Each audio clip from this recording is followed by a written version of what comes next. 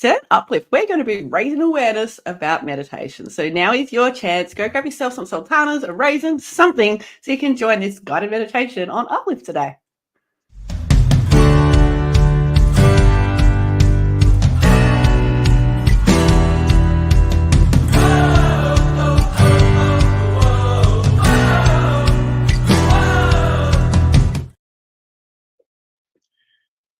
G'day, whether you are joining us live or on replay, no, we appreciate you. My name is Sarah Wade. It's morning my time, coming to you from Perth in Western Australia. We have another Australian guest joining us, but first, all the way from Calgary, Alberta, Canada, Mr. Neil Thrussell. Great to have you here. It's great to be here with you, Sarah and Rosalind. I'm really excited. I've never done a raisin meditation, so I'm really excited to see where this is going to go. Well, there's a first time for everything. Absolutely. So joining us from Denmark in Western Australia, we have Rosalind Lewis, who has been a Tai Chi meditation for almost 30 years and has got a buttload of information she is going to share. So firstly, welcome to Rosalind. Great to have you here. Lovely to be here. Thank you for the invitation. Pleasure. Hey, so Neil and I were curious, we've never heard of meditation before. Would you be able to explain that to us? It's a complicated one, but I think we all meditate in one way or another. Some people think of people meditating, you're sitting cross-legged on a meditation cushion and you're silent for days on end and it's all very hard and your body hurts. And it is possible to meditate in that way, but it takes practice. But also you can meditate casually throughout the day. And it's more a question of being aware of where your mind is. So I think there's a range of meditations, and I'd like to share a very easy one today later on about eating the raisin, but I think we'll talk generally about meditation. But as I said, I think we all do meditate. So maybe you're a tennis player, you watch that ball, you feel the backswing and you follow it through and you're aware of your posture and your breathing. That's a way of meditating. Or you can be swimming laps in the pool and notice your breathing, or you can be eating, or you can be gardening or walking.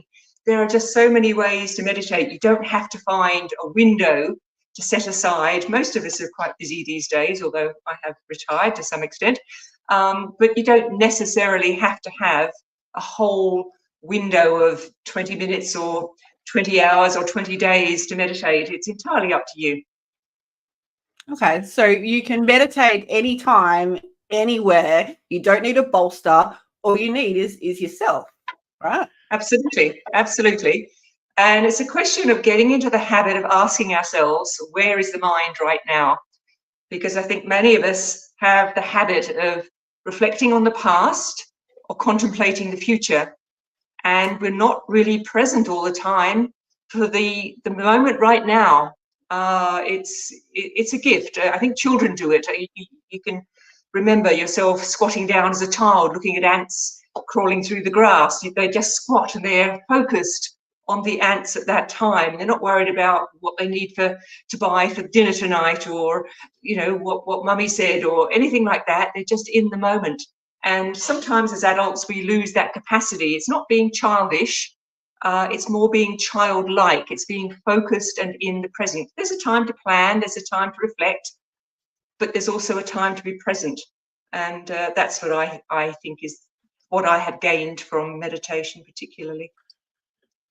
Thank you. I know when I've not been running lately, but when I was doing distance running, eventually at some point in time in my runs, there was always where the, oh my gosh, what have I done? Why am I doing this? Subsides, and it's just one foot in front of the other.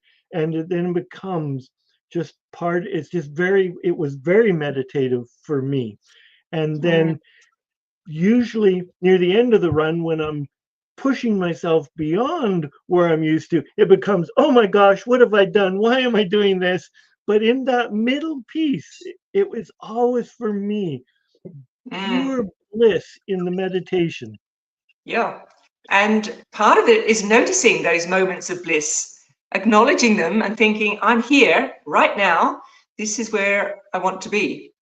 And it's just training the mind to ask yourself throughout the day, are you where you want to be? I went to a seminar once with Ted Kunst. I think he's one of your fellow countrymen. And he had an experience one time of, he had a son born with disability, and he was disappointed at the time for some years. And then he drove home one night, and his garage, there were windows to the floor, and his son, who was about 3 at the time, was so excited to see Daddy. And he just had this epiphany that for the last 3 years, instead of celebrating the absolute joy and love of this little boy, he was overwhelmed with a sense of disappointment. And it really changed his life. And what he was teaching in his lectures was to ask yourself throughout the day, is this particular thought or deed or action or words, are they taking me to a place of love and joy and happiness, positive energy, or is it taking me in the opposite direction to anger, despair, anxiety, hatred? And we all have a choice. We all have difficult situations. It's just how we deal with it.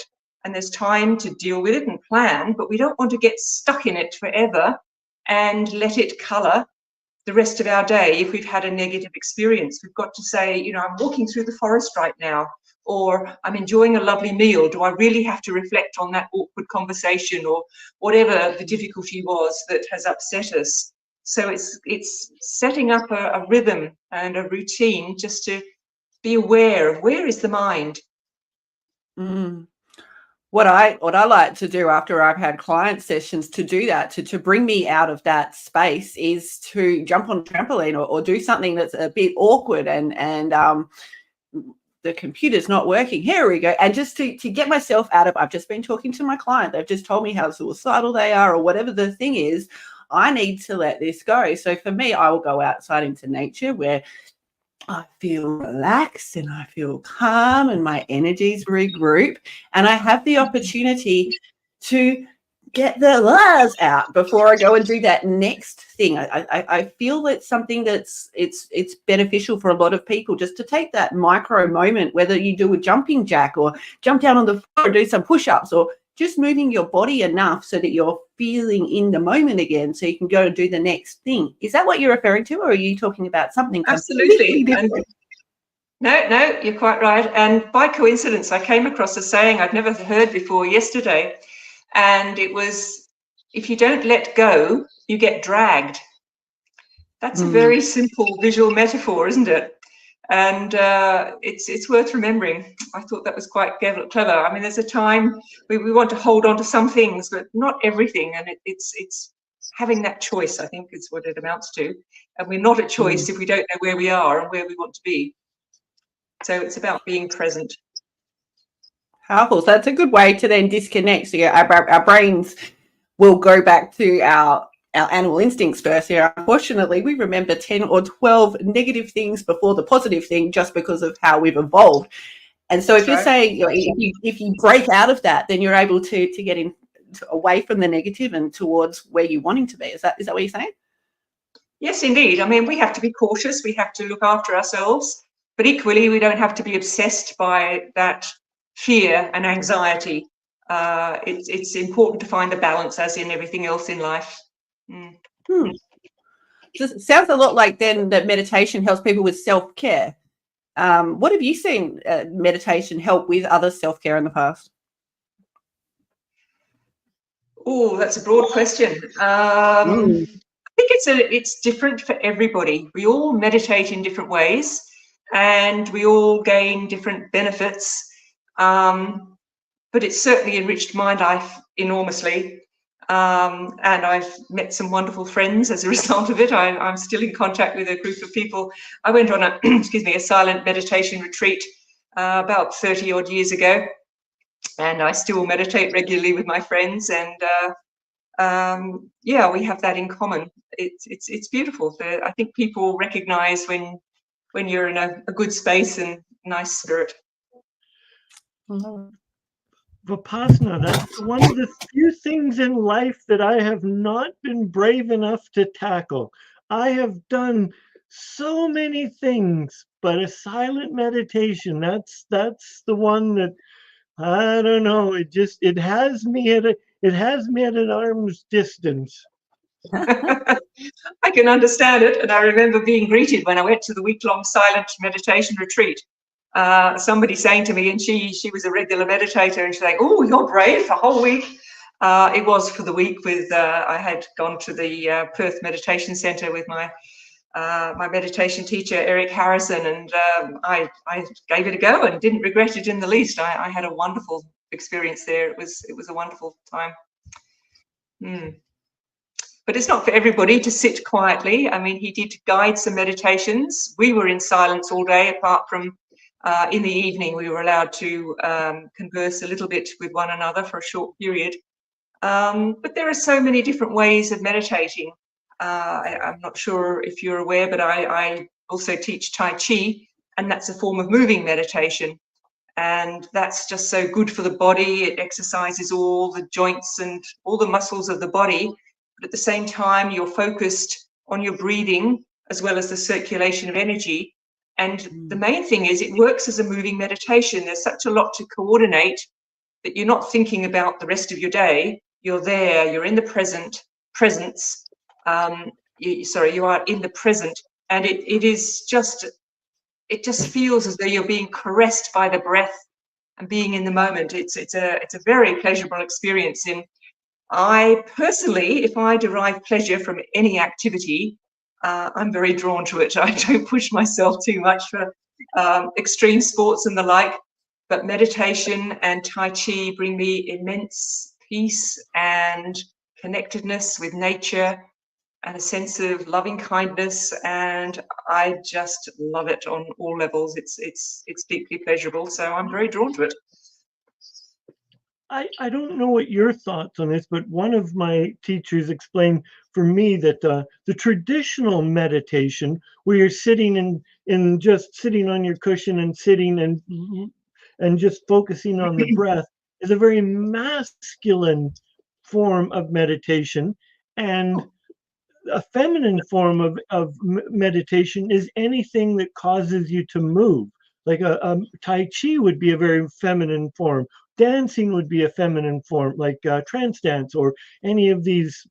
Your thoughts on that? Is you agreeing, disagreeing? You have your own thoughts on it? I've certainly never heard the gender bias or the differentiation between a particular practice being masculine or feminine. When it comes to Tai Chi, I think traditionally the Chinese who developed Tai Chi originally, it was mainly the men in the early days. Now, of course, they use it as a form of preventative medicine, so it's used widely between all genders. But no, and I think in these days, I think we've all got a little bit of the masculine and the feminine, and we are all so different. And some people find it difficult to sit still and quietly, in which case I would highly recommend a form of moving meditation, whether that be Tai Chi or simply walking. That's one of my favorite activities. I like to just look at the sights and listen to the sounds. But if you've got the sort of mind that is very, very busy, there are many different techniques to walk and meditate at the same time. So one of them would be to count your steps, for example. And rather than just count to an infinite number and be on autopilot, it's probably a good idea to count your first 5 steps and count 1, 2, 3, 4, 5, and then start 1, 2, 3, 4, 5, 6, 7, and then 8. And then rather than carry on 9, 10, 11, come back to counting 5 steps again. So the brain has got something a little bit complicated. It's not difficult, but it just keeps you on track rather than just count endlessly and your mind is back in the past or the future. So that's one particular thing. Or you might be in tune with the breath as you're walking. And as you're walking along, you might count how many steps as you breathe in, how many steps as you breathe out. And you will find that if you're going up a hill, for example, the counting is shorter. So sometimes it's even. You might have 4 breaths in and 4 breaths out, or if you're in a very calm state, it might be 10 breaths in and 12 steps out, should I say, not breaths. I've complicated that. I've used the wrong word. But you will find if you go up a hill, when you get more short of breath, you might have 2 breaths in and, 3 steps as you breathe in and 3 steps or 2 steps as you breathe out. It will always change depending on your mood, the contour of the ground, and so many things, and it will always change, as everything in life does change. And that's another thing to reflect upon as you're walking or meditating in any capacity, the nature of change, and your breathing will constantly change. We all know the experience of if we're driving down the freeway and suddenly a car cuts in front of us, we take a breath in and we get very, very tense. And so instead of breathing naturally and comfortably, we've got that short, sharp breath in, and often that tension will remain with us. We don't have to be that relaxed that we're not concentrating as we're driving. Of course, we need to drive safely, but we don't need to keep that tension in the body and have that short, labored breath either. We need to calm, be in control of the car, and let go and drive safely, and deal with whatever the future holds. I think I've gone off on a bit of a tangent there, but never mind. So then for people like me, you mentioned like there's people who, you know, we can't focus as well as others. And you mentioned the walking meditation and counting steps. I personally like guided meditations in times where I can't personally meditate. For people on the beginning of their meditation journey, one thing that I've noticed when I've gone to meditation, sound healings, a bunch of different things, if people concerned about my breath, I can't breathe in through my nose, you know, I can't do this. Is that inability to breathe through the nose actually a disability in terms of meditation, or is there a workaround? How can we allay people's worries about I can't breathe through my nose, so I can't meditate? I think you just have to do whatever suits you personally. If you can't breathe through your nose, so you breathe through your mouth. With Tai Chi, for example, we tend to breathe in and out through the nose. Some yoga practices, they have a rhythm where you might breathe in one direction and breathe out the opposite direction, and sometimes reverse them. Everything can be changed, whatever works for you, and you don't fight it. So if for whatever reason you can't breathe through your nose, then breathe through your mouth. That's all fine. But just simply watching the breath is a beautiful practice. And as I was saying, it's constantly changing, and it's central to many meditative practices. I'd highly recommend pursuing it. And if it, for whatever reason, you're not enjoying the sensation of watching the breath, in your case, if you have to breathe through your mouth and maybe your mouth is dry, or for whatever reason it's not working, I would find a different practice to do there and then. I would be looking at the sights, or listening to the soundscape, or having a focus on something else. If it doesn't work, change it. You're in control. It's your mind, your body. So I have a pretty relaxed way of approaching many things, and I think there are some people who would have very strict practices, whether they're meditating or doing other things, and there's one way and it's their way and it's the right way. And if it works for them, good on them. But I tend to be a little bit more flexible in my approach, but I think it's whatever works for you. Because thank you for clarifying. My master told me that it had to be this way, no matter what. It had to be. And that's where we can set ourselves up to fail or feel not good enough. But I think it's all about, why am I doing this? And if it's bringing you joy and pleasure and peace, then it's good. And it doesn't have to be perfect. Nothing and no one is perfect. I'm certainly not. I am. Shut me. Wow. Should I tell you that first? Sorry. Disclosure, I'm not perfect. Well, one of the things that you mentioned before, Rosalind, was about being in nature and change is a constant. One thing I notice, I go for daily walks in nature, and I notice things like the spider webs glistening with dew in the morning, or obviously the sounds of the different birds in the Australian nature. I want to emphasize that it's helped my personal growth, that, you know, things do change just simply by being out in nature and seeing that it is natural to change. I wonder if any of our viewers or listeners have had that experience. Have you guys had that experience too?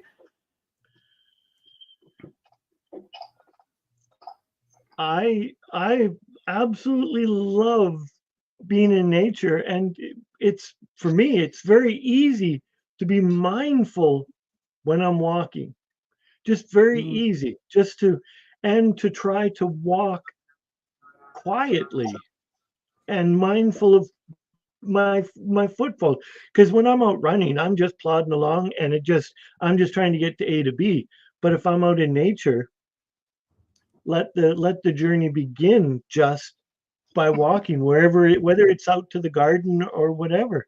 Me, it's a beautiful opportunity to be present to whatever shows up.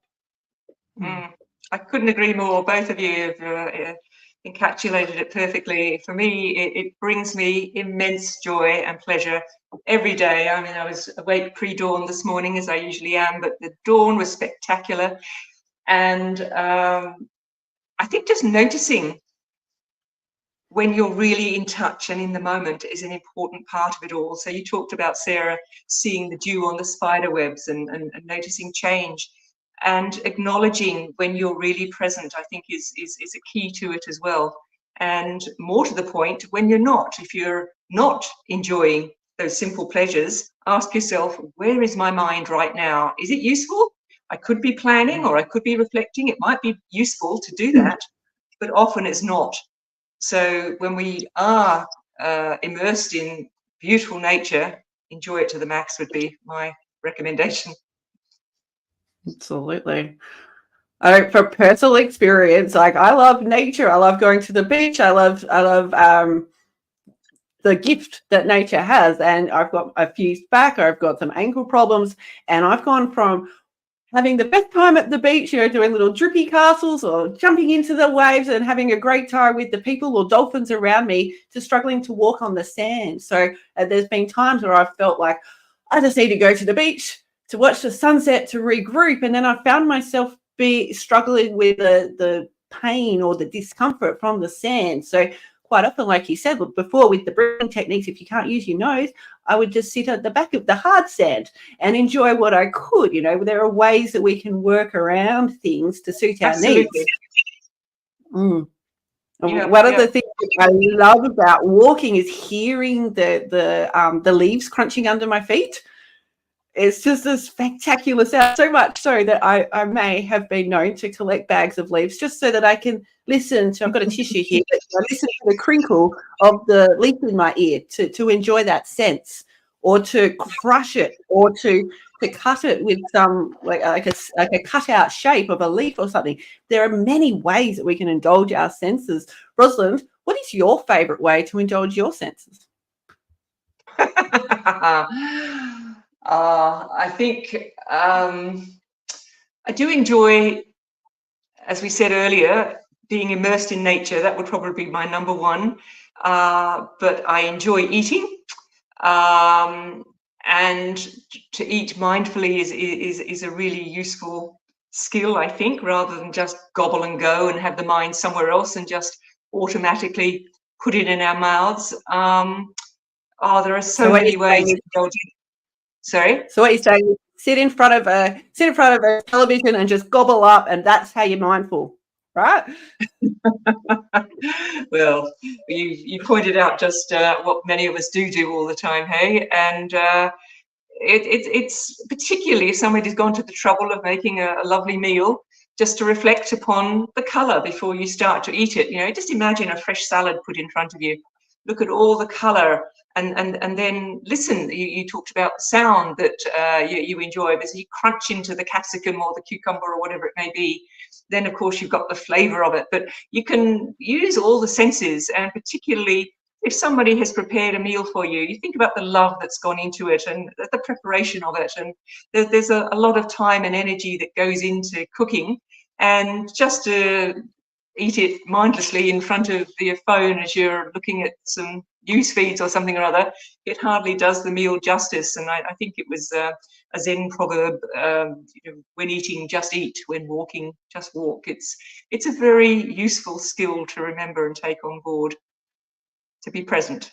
And I think that was the name of your broadcast today. For yesterday's history and tomorrow's a mystery, but today is a gift. which is why it's called the present. I think that's such a lovely line. I don't know who wrote it, but it's beautiful and very, very meaningful. Is that from the Sanskrit or something else? I'm not sure about that one. The salutation to the dawn is certainly from the Sanskrit. You might like to read that to us, actually, would you? Because read that to us now, would you, Sarah? I will find it and read it to you in a moment. Neil, what's your favourite sense while I find that? Like Rosalind, there's so many different ways. Mine could be sitting on I love sitting on a beach, sunrise, sunset, with my favorite beverage in my hand and a cookie. You've got all my taste senses, my feet are in the sand, my visuals to see the sunset, and if I can get in to touch the water as well, and that's just profound. Or walking hand in hand with my wife, because then it's the warmth of her hand or the cold, depends on where we're walking from. So just this, I love, I'm a visual learner, so I like to see beautiful things and witness beautiful things. That's one of the reasons I was a photographer in part of my life. So I love to bear witness to nature, and I use the term bear witness, and I love to run naked in the waves. It's like Me too. It's like, if there's nobody around and I'm not going to get arrested, woohoo! I'm with you, Neil. That was Sarah. That was something interesting from your book. I found the quote, but I found that interesting in your book, Neil, that the character was so used to wearing to wearing clothes, he got to this island and wanted to put on the right clothes for the right occasion. It's just incredible how we can get caught up in the moment and have to do the right thing by others, even when we're alone. I have found the salutation to the dawn, which, Rosalind, did you want to read it out? Go for it. Shall I read it to you? I found it too. Shall I read it? Yeah, you go. Okay. So it's called Salutation to the Dawn. And as I said, I witnessed the most spectacular dawn again this morning. And it's written by Kalidasa. Look to this day, for it is life, the very light of life. In its brief course lie all the verities and realities of your existence. The bliss of growth, the glory of action, the splendor of achievement. For yesterday is but a dream, and tomorrow is only a vision. But today, well lived, makes every yesterday a dream of happiness, and every tomorrow a vision of hope. Look well, therefore, to this day. Lovely. Profound, isn't it? Yes. I love that we've spoken about all our different senses, and previously we've spoken about taste and crunching cucumbers and stuff. Now's your chance, guys, whether you're watching live or in replay, to go grab yourself a raisin, because in a few minutes we are going to do a live guided meditation. It's going to be 5 minutes with a raisin. If you don't have a raisin, is there something else you could bring? A fig? Does it have to be a raisin, Rosalind? No. I will refer to a raisin, but you can have anything that comes to hand, but certainly a raisin or sultana, or as you suggest, fig, or something that will change, something, dried fruit would work well, but it doesn't really matter. I have done this meditation with groups eating beautiful Swiss chocolate, for example, but there's lots of ways of doing it. But if you happen to have a raisin, it would be easy for this guided meditation. Okay, well, I've got my raisin handy. I thought Neil has his. Sure, our viewers will be joining along if they can. However they've chosen. Should we leave the floor to you? Okie dokie. Well, I've got my raisin too. Here it is. But before we start, let me just tell you a little bit about what we're doing and why we're doing it. This is a classic meditation. I have to confess, none of anything that I share is new or original. Nothing is really. These practices have been around for millennia. But what we're going to do here is use all the senses to eat the raisin. So as we talked about earlier, what we tend to do is we get food, we just sort of stuff it in our mouths and we chew it and swallow it, and that's the end of it. We don't think about it very mindfully. So we're going to really slow down. So I would invite you or remind you at the beginning, when you pick up the raisin and when you first put it in your mouth, don't just automatically start chewing. It's too often we just go onto autopilot. So I'm going to walk you through it and take you very slowly and follow it. You don't have to meditate with your eyes closed, but this particular meditation, it might help you to screen out all the extraneous sounds and other things that might attract your attention. So it's up to you. Now, I'd invite you now then to just pick up the raisin. And we're going to engage our first sense of simply looking at the raisin. So just look at it as though you've never seen that raisin before, wondering what it could be.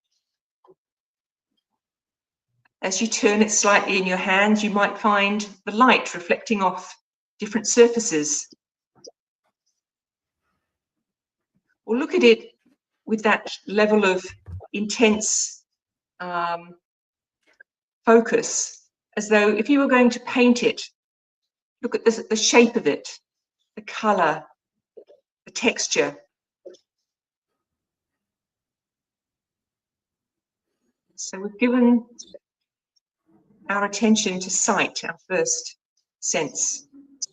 Now, close your eyes if you'd like to, and bring it up close to your nose and just smell the raisin.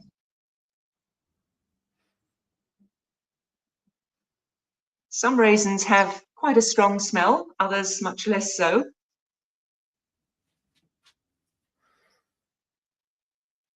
So don't worry if you can't smell it, but if you can, just notice your reaction to it. Is there a sense of enjoyment? Or otherwise, maybe you don't like the smell of the raisin. That's fine. We just accept things the way they are. Or maybe it has associations for you. Maybe you can remember cooking with grandma as a child, or making Christmas pudding, or whatever the associations are as you smell it. Just be aware of those associations now as you simply smell the raisin. Now, just a reminder, I'm going to invite you to place the raisin in your mouth, but don't start chewing it yet. Just place the raisin on your tongue.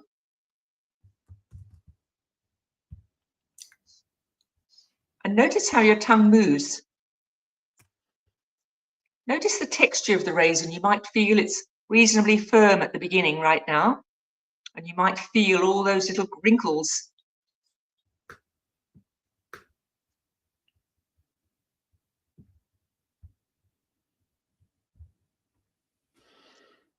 You might notice how your saliva is beginning to sweeten. Swallow the saliva by all means, but at this point, don't bite into the raisin or swallow the raisin. Just continue to roll it around as you really sense and feel the raisin. And you might notice that the raisin is changing, like all things in life. And you might notice it's becoming plumper, softer.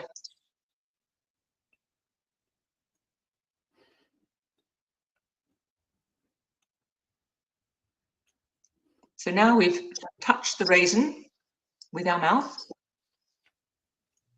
I'll invite you now, keep the mind very quiet, and I'd invite you to bite into the raisin. And as you do so, use your next sense and listen. Hear yourself bite.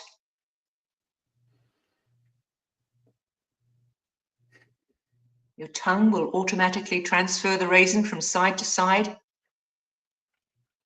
And listen as you chew into the raisin. And then, of course, that fifth sense, that explosion of flavor as finally you taste the raisin. Quite an intense flavor. Still notice the sound as you chew it. Notice how expertly your tongue is transferring the raisin or removing traces of raisin from your teeth.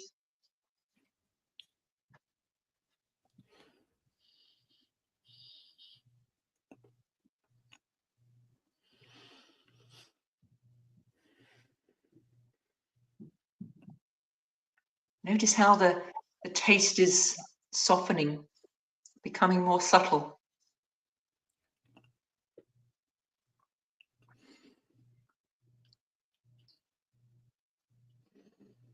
Again, an illustration of constant change in life.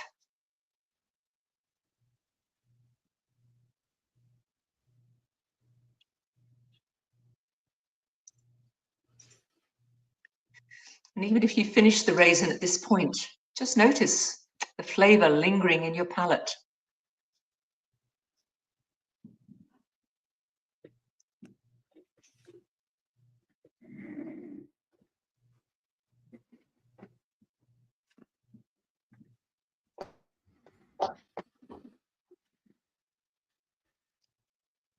And whenever you're ready, just open your eyes and come back to the group.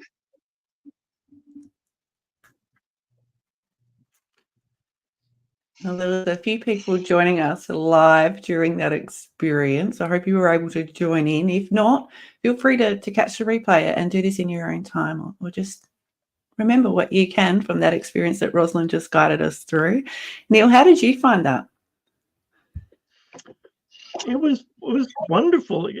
Anytime that I'm able to let go of the active mind chatter is a beautiful experience for me.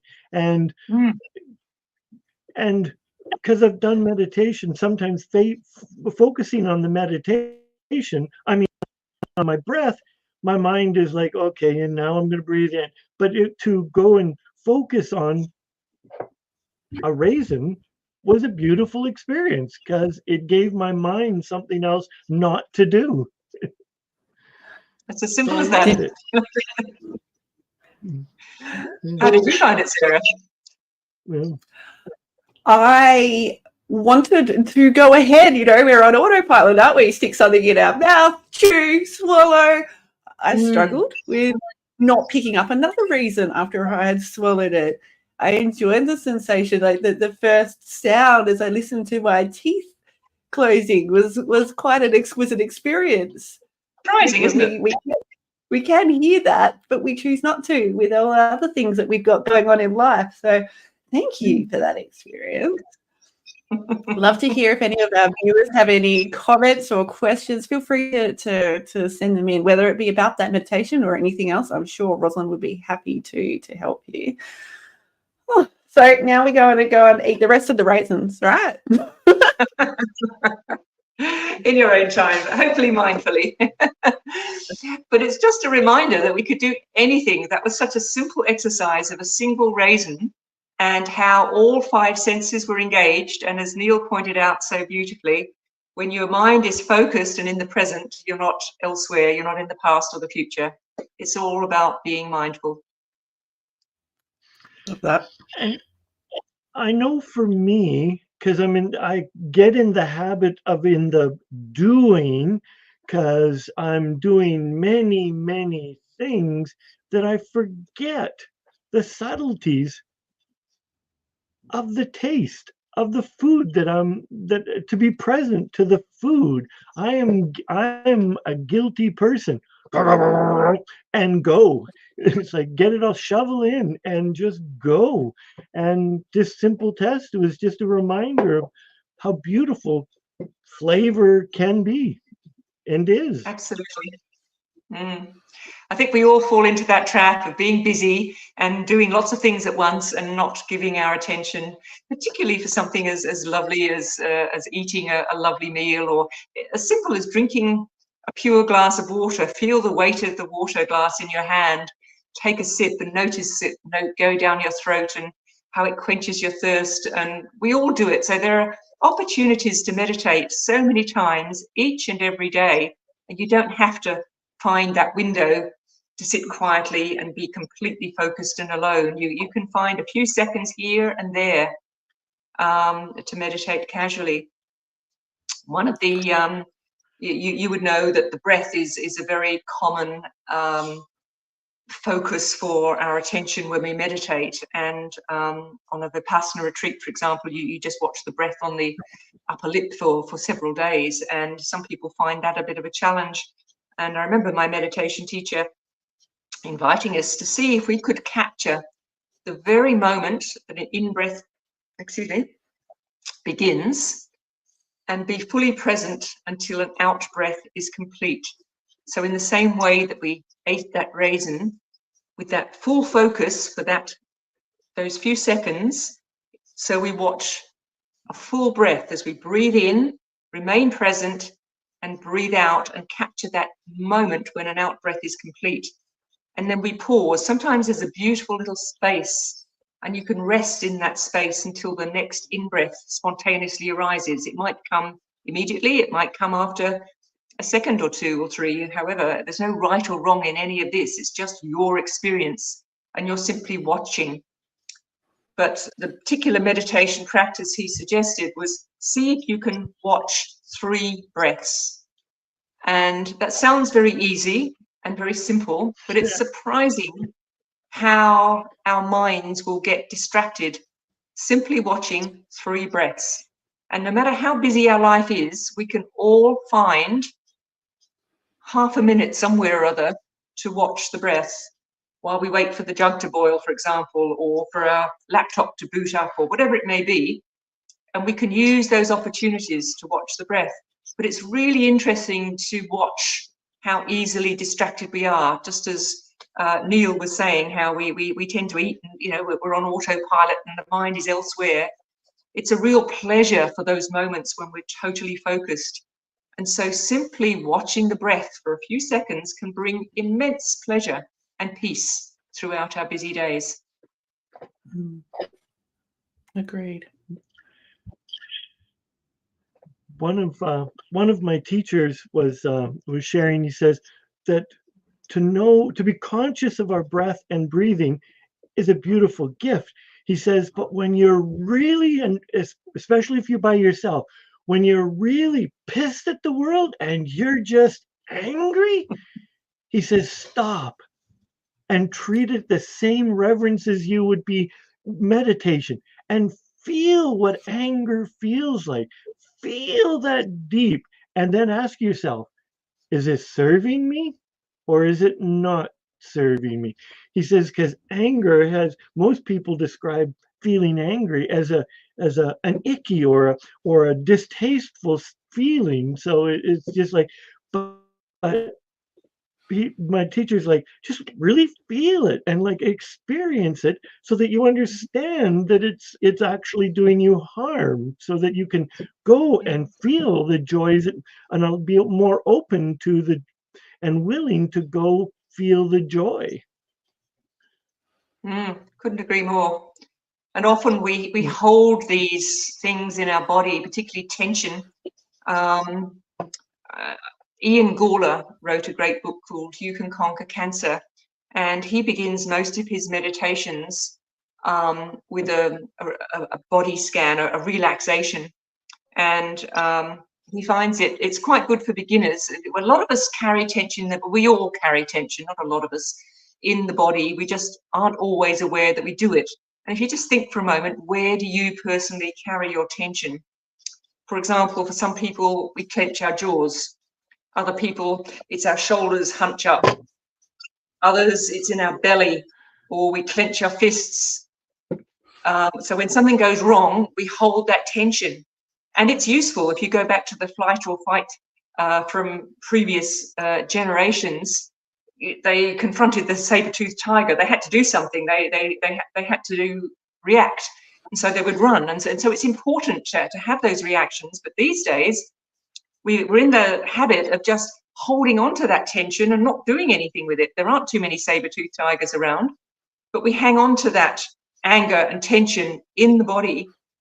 But if you're aware and you think, oh, my shoulders have crept up again, let me just drop the shoulders, release them and let go. And sometimes use the breath to do so, or release the knot in our belly. That can be a really useful thing to do. I can actually tell you a little bit. I've got a funny story. It's a bit rude about Ian Gawler. As I said, he wrote a wonderful book, You Can Conquer Cancer. And he was actually given just 2 weeks to live many, many decades ago. But he discovered meditation as well as positive thinking and a healthy lifestyle. And those are the three things which he thinks are a way of conquering cancer. Anyway, I went to one of his seminars many, many moons ago, and he was talking about meditation and being mindful and using everyday experiences to be in the moment. And one of the things he suggested to his whole audience, there are a few hundred of us sitting there, he said, so when you go home this evening, I want you to bring all your focus, when you clean your teeth, do it mindfully. So when you pick up the toothpaste, feel the weight of the toothpaste tube and sense that it's smooth.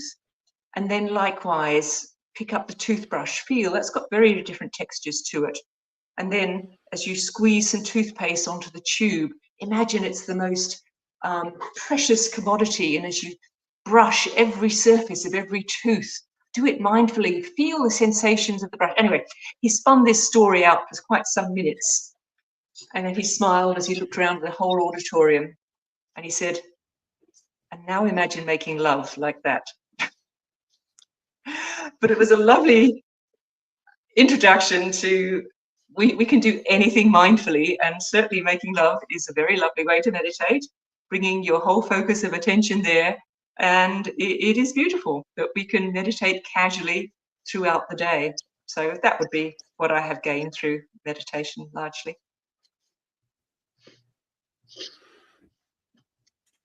I love that there are so many ways and places that we can be kind to ourselves and indulge in whatever self-care suits our needs. So I'd like to encourage you to do something for you right now and just figure out what you're going to do. You've got 30 seconds as you're boiling the jug, have a breath.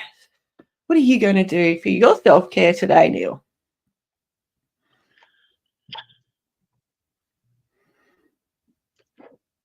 I'm going to eat my raisin slowly.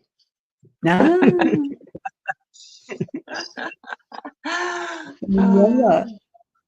Personally, the last couple of weeks, I have been doing a lot of art. I know, surprise, surprise, the art therapist has been doing art. I've been working a lot with letting go. So I literally spent 6 hours Saturday a few weeks ago using watercolor. And I made the most detailed little things. I did owls. I made multiple pages all at once. And the part of the meditation, which was lovely being in the moment, but also you picking up the brush and just making all of those details fade away. And it just became this beautiful kind of background color. And I did so many layers. I honestly think the paper's about to give out on me. It's got so many layers of this concentrated effort and love and letting go. And gee, it's been a powerful exercise for dealing with the changes in my life and for dealing with a whole bunch of stuff. So art for me is a great way to be mindful, whether I've been throwing paint at something or I've been scratching away at the surface of the oil, or even simply being down at the beach and I maybe see a seagull flying past and my mind goes to, oh, I wonder if I can create a seagull in the sand. And suddenly I find my fingers drawing a 2, and then I turn the 2 into a wing and the legs, and suddenly there's a sand seagull hanging out with me on the beach, and it's quite lovely. So I'd love to hear how you guys are going to encourage yourselves to be mindful in the moment. Let us know in the comments. What about you, Rosalind? How will you indulge in self-care this afternoon? Oh, I think the beach will beckon, and I love to go there with my partner Jim, and we will play some Tai Chi and enjoy the sights and sounds and absolute beauty of the Denmark beaches. I live in paradise here, so it's hard not to be happy, but yes, that's going to be my indulgence for the day. Love that. And guys, if you're looking into doing meditation, there are so many places all around the world that you can look up. You can hook up with some local services, whether it's in part of the Cancer Council where Rosalind used to do some facilitation, or at your local PCYC, or whatever space people offer it to you.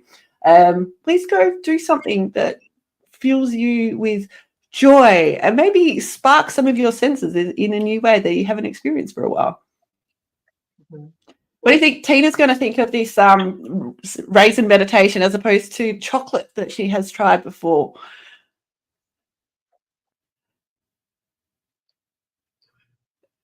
She's gonna love it, and because it's a different texture. It's a different.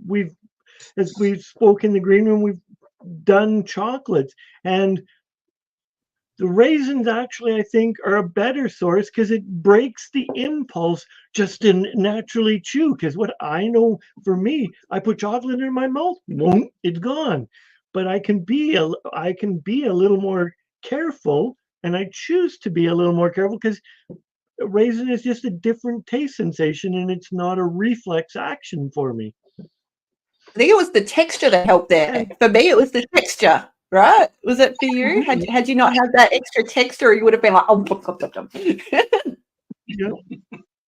And I think it's whatever whatever we're doing, it's just to recognize, to do whatever it is, mindful, as Rosalind had said before, was we can bring in meditation, just being mindful of all of whatever we're doing, whether it's eating, making love, walking on the beach, whether it's Tai Chi, eating raisins. It's our effort and endeavors to be mindful that I think brings out the beauty in our existence wherever we are, whether we're living in a concrete jungle, whether we're in the beaches of Denmark, Australia. It's wherever we are.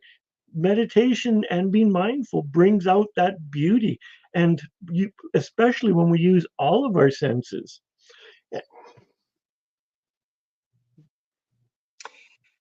Just very quickly, Sarah, there are just so many ways to meditate, and a lot of people use mantras or affirmations, and affirmations can be a lovely practice as well. A very simple one with the breath would be let go. So you could say let silently to yourself as you breathe in, and go as you breathe out. And so that can be letting go of thoughts, that can be letting go of tension, letting go in a broad sense. It's a very lovely practice, and you just repeat those words, let go or letting go, if that suits you better, over and over if the mind is busy. Another lovely one, which I learned, is a loving kindness affirmation. It's in 4 lines, and I'll just tell you the 4 lines. May I be filled with loving kindness. May I be well. May I be peaceful and at ease. May I be happy. And just to repeat those 4 lines over and over, or you could change the words if you wish. And I personally like to do that with my breath. So I'll take a breath in, and with the first line, I'll breathe out, may I be filled with loving kindness. Then take another breath in, and with the next out breath, may I be well, etc. So that's another lovely way of keeping the mind focused. And if you think about those words, I mean, who wouldn't want to wish that to ourselves and the rest of the world and the ones we love? It's a very lovely, soothing practice. And it's just another way of meditating beautifully. And yeah, what can I say? It's just an absolute pleasure. I love that. I recently taught a couple of 7-year-olds a technique that helped them. I'd like you to introduce you to the power of your hand. I don't know about you, but my hand doesn't screw off. It comes everywhere with me. And at times I felt like I needed to ground myself. So if you can relate, maybe, just maybe, you can notice how your hand has got fingers and a thumb. And maybe, just maybe, you notice how you could touch it gently or roughly. You could be kind to yourself with your breath. And what I was explaining to these 7-year-olds, if they needed to just take a moment to breathe, and calm down. And even if you just do that, just take a moment to breathe before you respond, it's great. But we went beyond that and spoke about our hands. So I got them to pick up their hands, and we all start at the base of our thumb and breathing in, up through our thumb and down, and then again up through the next finger and out and up and out and up. And we did this. And it was so beneficial. I loved seeing in subsequent weeks, seeing how the kids utilized it. There was one girl I saw, she was stressing out because she'd forgotten something. And she looked at me and picked up her hand and did this. And I was like, this is brilliant. Another girl at the school assembly started getting a bit upset because she was a bit nervous because she was standing up the front holding on to her certificate. You know, she didn't know what, and she so overcome with anxiety and the pressures and everything. Again, she locked eyes with me, and while she's holding up her certificate, this other hand and her certificate are moving around because she's following her hand. Now, I think it's a beautiful thing to point out, because just like our breath, our hands come everywhere with us.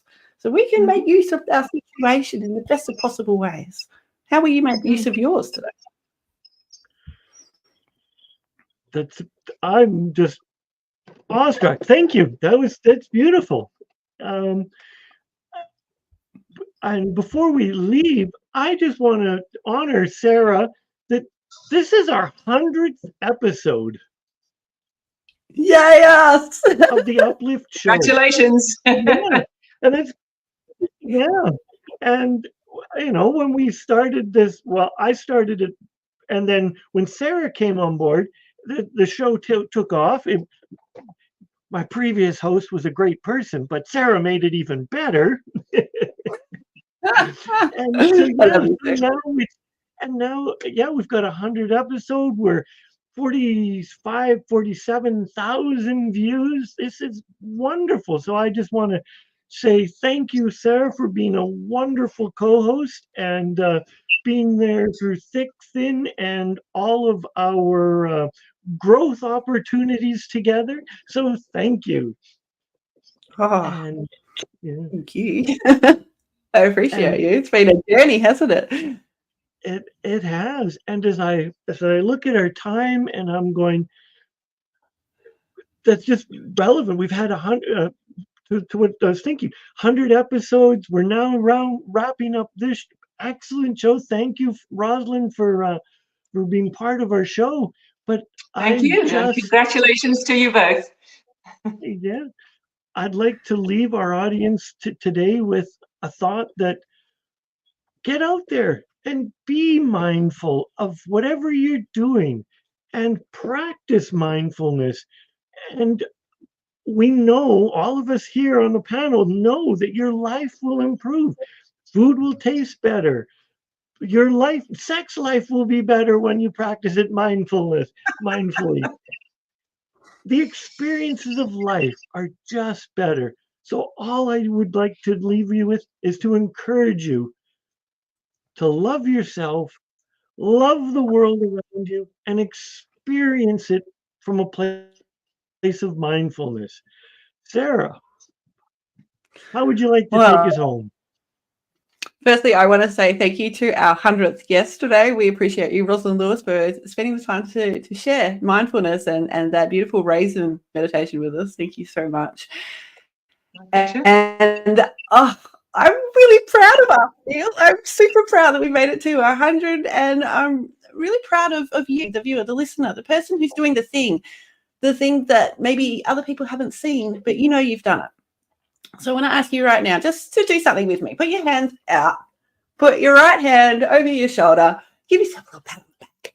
You're worth it. I'm sure you've been the best you can be, and I'm sure you are designing the life you desire. We're all worth it. And spend that time in nature. Get mindful till it feels right for you. We'll see you soon on Uplift. We look forward to talking to you guys soon. Take care. Take care.